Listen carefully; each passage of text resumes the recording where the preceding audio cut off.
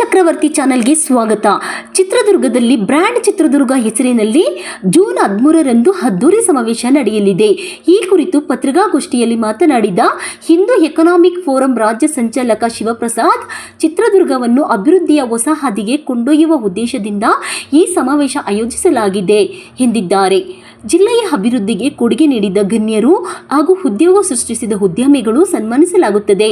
ಕೈಗಾರಿಕೆ, ಪ್ರವಾಸೋದ್ಯಮ, ಸ್ಥಳೀಯ ಉನ್ನತಗಳಿಗೆ ವೇದಿಕೆ ಹಾಗೂ ಯುವಕರಿಗೆ ಉದ್ಯೋಗ ಅವಕಾಶಗಳ ಕುರಿತು ಸಮಾವೇಶದಲ್ಲಿ ಚರ್ಚೆ ನಡೆಯಲಿದೆ ಎಂದು ತಿಳಿಸಿದ್ದಾರೆ. ಇನ್ನು DRDO ಸೇರಿದಂತೆ ಪ್ರಮುಖ ಸಂಸ್ಥೆಗಳಲ್ಲಿ ಸ್ಥಳೀಯರಿಗೆ ಅವಕಾಶ ಸಿಗುವ ಬಗ್ಗೆ ಚರ್ಚೆ ನಡೆಸಿ ಮುಂದಿನ 25 ವರ್ಷಗಳ ದೂರದೃಷ್ಟಿಯೊಂದಿಗೆ ಬ್ರ್ಯಾಂಡ್ ಚಿತ್ರದುರ್ಗ ನಿರ್ಮಾಣಕ್ಕೆ ಚಾಲನೆ ನೀಡಲಾಗುತ್ತಿದೆ ಎಂದು ಹೇಳಿದ್ದಾರೆ. ಅಂತಂದರೆ ಚಿತ್ರದುರ್ಗ ಅಂದರೆ ಹಿಂದುಳಿದ ಜಿಲ್ಲೆಗಳು, ಹಿಂದುಳಿದ ಜಿಲ್ಲೆಯ ಪಟ್ಟಿ, ಇಲ್ಲೇನು ಅಭಿವೃದ್ಧಿ ಆಗ್ತಾ ಇಲ್ಲ, ಇಲ್ಲಿ ಯಾವುದೇ ಇಂಡಸ್ಟ್ರೀಸ್ ಇಲ್ಲ, ಇಲ್ಲಿ ಯಾವುದೇ ಗ್ರೋತ್ ಆಗ್ತಾ ಇಲ್ಲ, ಈ ಥರದ ಮೊಬೈಲ್ ಎಲ್ಲರೂ ಸೆಲೆಕ್ಟ್ಕೊಳ್ಳಿ. ಸೊ ಈ ಥರದ ಮಾತುಗಳನ್ನು ಕೇಳ್ತಾ ಇದ್ದೀನಿ. ಯಾವಾಗ ನಾನು ಹಿಂದೂ ಎಕನಾಮಿಕ್ ಫೋರಮ್ನ ರಾಜ್ಯ ಸಂಚಾಲಕಿಯಾಗಿ ಡೆಪ್ಯೂಟಿ ಎಲ್ಲ ಜಿಲ್ಲೆಗಳಿಗೆ ಟ್ರಾವೆಲ್ ಮಾಡಲಿಕ್ಕೆ ಶುರು ಮಾಡಿದೆ. ಆ ರೀತಿ ದುರ್ಗಕ್ಕೂ ಕೂಡ ಸುಮಾರು 25-30 ಸಾರಿ ಬಂದಿದೆ.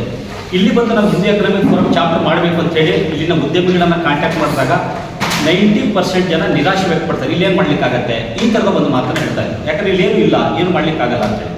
ದೆನ್ HF ಅಲ್ಲಿ ಥಾಟ್ ಪ್ರೊಸೆಸ್ ಶುರು ಮಾಡಿದ್ವಿ. ಯಾಕೆ ಏನಿಲ್ಲ, ಏನಾದರೂ ನಾವೆಲ್ಲರೂ ಒಟ್ಟಾಗಿ ಸೇರಿದ್ರೆ ಏನಾದರೂ ಮಾಡಬಹುದು ಅಂತಕ್ಕಂಥ ಒಂದು ಥಾಟ್ ಪ್ರೊಸೆಸ್ ಇತ್ತು.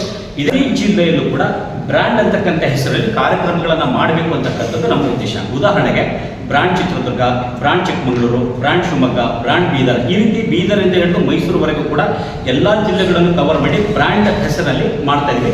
ಅದರಲ್ಲಿ ಒಂದು ಖುಷಿಯ ವಿಚಾರ ಏನಂದರೆ, ಮೊಟ್ಟ ಮೊದಲ ಬಾರಿಗೆ ದೇಶದಲ್ಲಿ ಈ ಬ್ರ್ಯಾಂಡ್ ಸರಣಿಯಲ್ಲಿ ಮೊದಲ ಕಾರ್ಯಕ್ರಮ ಆಗ್ತಾ ಇರತಕ್ಕಂಥದ್ದು ಚಿತ್ರದುರ್ಗದಲ್ಲಿ. ಹಾಗಾಗಿ ಇದು ಚಿತ್ರದುರ್ಗಕ್ಕೆ ನಾವೇನು ಬೇರೆ ಬೇರೆ ಅಭಿವೃದ್ಧಿ ಸರಣಿಗಳನ್ನು ತರಬೇಕು ಅಂತ ಯೋಚನೆ ಮಾಡ್ತಾ ಇದ್ವಿ. ಅದರ ಮೊದಲ ಹೆಜ್ಜೆ ಈ ಬ್ರ್ಯಾಂಡ್ ಚಿತ್ರದುರ್ಗ ಅಂತ ಸರಣಿಯಲ್ಲಿ ಚಿತ್ರದುರ್ಗದಲ್ಲಿ ಈಗ ಜೂನ್ 13ನೇ ತಾರೀಕು ನಾವು ಬ್ರ್ಯಾಂಡ್ ಚಿತ್ರದುರ್ಗ ಸಮಾವೇಶ ಮಾಡ್ತಾ ಇದ್ವಿ. ಅದರ ಮೇಲೆ ಜಿಲ್ಲೆಯ ಅಭಿವೃದ್ಧಿಗೆ, ಆರ್ಥಿಕ ಅಭಿವೃದ್ಧಿಗೆ ಸಹಕಾರ ನೀಡಿದಂಥ 10 ಜನ ಸೀನಿಯರ್ಸ್, 75, 80, 90 ವರ್ಷ ಆಗಿರ್ತಕ್ಕಂಥ 8 ಜನ ಸೀನಿಯರ್ಸ್ಗಳನ್ನು ಗುರುತಿಸಿ ದುರ್ಗದ ಅಭಿವೃದ್ಧಿಗೆ ಶ್ರಮಿಸಿದಂಥವರಿಗೆ ಗೌರವ ಸಮರ್ಪಣೆ ಮಾಡ್ತಾ ಇದ್ವಿ. ಇದರ ಜೊತೆಗೆ ಚಿಕ್ಕ ಏಜ್ನಲ್ಲಿ 25, 30, 35, 40 ವರ್ಷದ ಒಳಗಡೆ ಏನಾದರೂ ಸಣ್ಣ ಉದ್ಯಮಿಗಳನ್ನು ಸ್ಥಾಪಿಸಿ ಒಂದು 8 ಜನಕ್ಕೆ ನೌಕರಿ ಕೊಟ್ಟಿದ್ದಾರೆ. ಅವ್ರಿಗೇನಾದರೂ ಅನುಕೂಲ ಮಾಡ್ತಿದ್ರೆ, ಬೆಂಗಳೂರಿಂದ ಬಿಟ್ಟು ಬಂದು ದುರ್ಗಕ್ಕೆ ಬಂದು ಏನಾದರೂ ಉದ್ಯಮ ಸ್ಥಾಪಿಸಿ ಇಲ್ಲಿ ಅನುಕೂಲ ಮಾಡಬೇಕು ಅಂತ ಕನಸನ್ನು ಕಾಣ್ತಿದ್ರೆ ಅಂಥ 10 ಜನರನ್ನು ಕೂಡ ಗುರುತಿಸಿ ಅವರಿಗೆ ಗೌರವ ಸಮರ್ಪಣೆ ಮಾಡ್ತಕ್ಕಂಥ ಕೆಲಸ ನಡೀತಾ ಇದೆ. ಇಡೀ ಸಮಾವೇಶದಲ್ಲಿ ಪ್ರಮುಖವಾಗಿ 10 ವಿಷಯಗಳನ್ನು ಆಧರಿಸಿ ನಾವು ಚರ್ಚೆಯನ್ನು ಮಾಡ್ತೀವಿ. ಅದರ ಪಟ್ಟಿ ಕೂಡ ನಿಮಗೆ ಪತ್ರಿಕಾಗೋಷ್ಠಿಯಲ್ಲಿ ಕೊಟ್ಟಿರ್ತಕ್ಕಂಥದ್ದೇ. ಜಸ್ಟ್ ಸುಮ್ಮನೆ ಓದ್ಬಿಡ್ತೀನಿ. ಚಿತ್ರದುರ್ಗವನ್ನು ಲಾಜಿಸ್ಟಿಕ್ಸ್ ಹಬ್ಬಾಗಿ ಮಾಡಬೇಕು ಅಂತಕ್ಕಂಥದ್ದು ನಮ್ಮ ಮೊದಲ ಡಿಮಾಂಡ್. ಅದರ ವಿಸ್ತೃತವಾದಂತಹ ಚರ್ಚೆ ಈ ಸಮಾವೇಶದಲ್ಲಿ ಆಗುತ್ತೆ. ಸಮಾವೇಶದಲ್ಲಿ ಆದ ನಂತರ ಇದಕ್ಕೆ ಕುರಿತಾದಂಥ ಒಂದು ಕಮಿಟಿಯನ್ನು ಕೂಡ ಮಾಡ್ತೀವಿ. ಅದು 2 ವರ್ಷ ಆಗಲಿ 3 ವರ್ಷ ಆಗಲಿ ಅದರ ಬಗ್ಗೆ ಪ್ರಯತ್ನ ಪಟ್ಟು ಆ ಲಾಜಿಸ್ಟಿಕ್ಸ್ ಹಬ್ ಚಿತ್ರದುರ್ಗಕ್ಕೆ ಬರಬೇಕು ಅಂತಕ್ಕಂಥದ್ದು ನಮ್ಮ ನಿಲುವು. ಬಂದರೆ ಚಿತ್ರದುರ್ಗದ ಅಭಿವೃದ್ಧಿ ಸಾಕಷ್ಟು ಆಗತ್ತೆ ಅಂತೇಳಿ ಅದನ್ನು ಪ್ರೈಮ್ ಫೋಕಸ್ ಆಗಿ ಇಟ್ಕೊಂಡು ನಾವು ಚರ್ಚೆನ ಮಾಡಿದ್ವಿ. ಉಳಿದಾಗಿ ಚಿತ್ರದುರ್ಗದ ಪ್ರವಾಸೋದ್ಯಮ ಅಭಿವೃದ್ಧಿ, ನೀವು ನಂಬೋದಿಲ್ಲ, ಬಹುತೇಕ ಜಿಲ್ಲೆಗಳಲ್ಲಿ ಇಲ್ಲಿ ಇರ್ತಕ್ಕಂಥ ಪ್ರವಾಸೋದ್ಯಮದ ಅವಕಾಶಗಳು ಜಿಲ್ಲೆಯಲ್ಲಿದೆ. ಇಲ್ಲಿ ಟ್ರಕ್ಕಿಂಗ್ ಅವಕಾಶ ಇದೆ, ಅಗ್ರಿಕಲ್ಚರ್ ರಿಲೇಟೆಡ್ ಅವಕಾಶ ಇದೆ, ಆಯಿತಾ. ಆಮೇಲೆ ನ್ಯಾಚುರಲ್ ಆಗಿರ್ತಕ್ಕಂಥ ಅವಕಾಶ ಇದೆ, ನೈಸರ್ಗಿಕವಾಗಿರ್ತಕ್ಕಂಥ ಡ್ಯಾಮ್ಗಳದ್ದು ಅವಕಾಶ ಇದೆ. 2 ದಿನ ಕಂಪ್ಲೀಟಾಗಿ ಚಿತ್ರದುರ್ಗವನ್ನು ಒಂದು ಪ್ಯಾಕೇಜ್ ರೀತಿ ಟೂರ್ ಆರ್ಗನೈಸ್ ಮಾಡಲಿಕ್ಕೆ ಅವಕಾಶ ಇದೆ.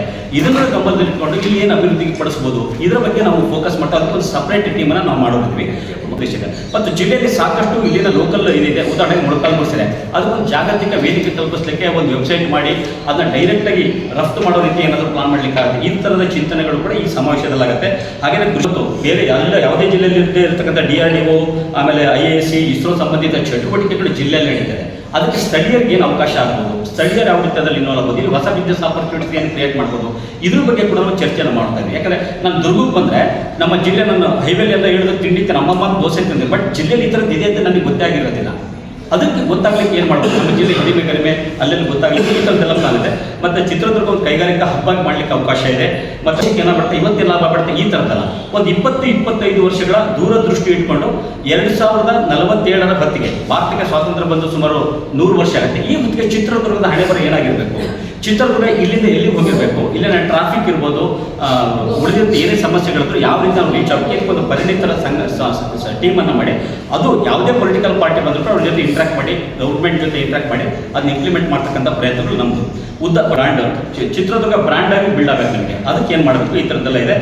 ಸೊ ಈಗೇನು ಅದು ರಿಪೀಟ್ ಅದೇನು ಬೇಡ ಅನ್ಸುತ್ತೆ. ಹಾಗೆ